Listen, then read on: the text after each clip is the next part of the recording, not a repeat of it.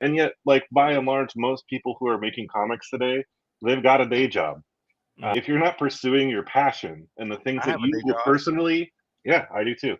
Kyron, you, huh? I have a day job. It's just making comics. And that's good.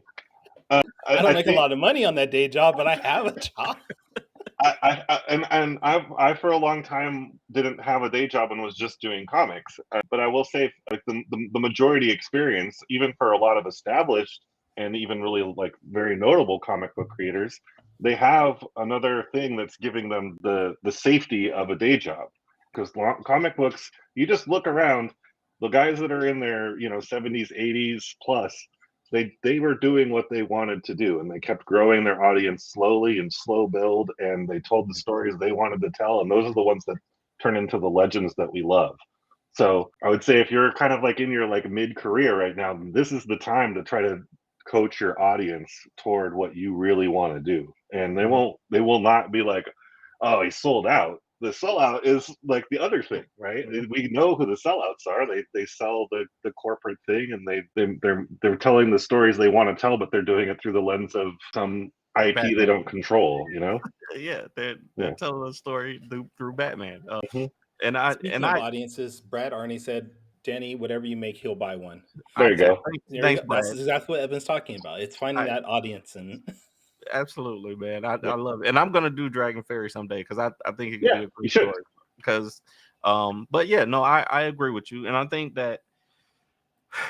there's a balance to it. Of course, like Scott Snyder is, as an example, Scott Snyder makes some great. He tells some great stories. They're not all super mainstream stories, but if he can use Batman to tell like this, the absolute Batman was really Beautiful. good to me. Like it's really good to me, and it's not. It's a story with a message, and but then there was also Canary, which was really different, that he did, and I think there's a place for all of it for sure. Yeah, exactly. I think in that same breath, like I'm not trying to say the like quote unquote sellout thing is necessarily a bad route to take. It's just like comics specifically too are also just full of all these different journeys. Yeah. And your journey is your journey. Like the way that you get to where you want to be is going to be yours ultimately. Somebody's going to ask you like, what was your secret to getting to be Danny J. Quick? Well, the secret is I'm Danny J. Quick. Not me, but right.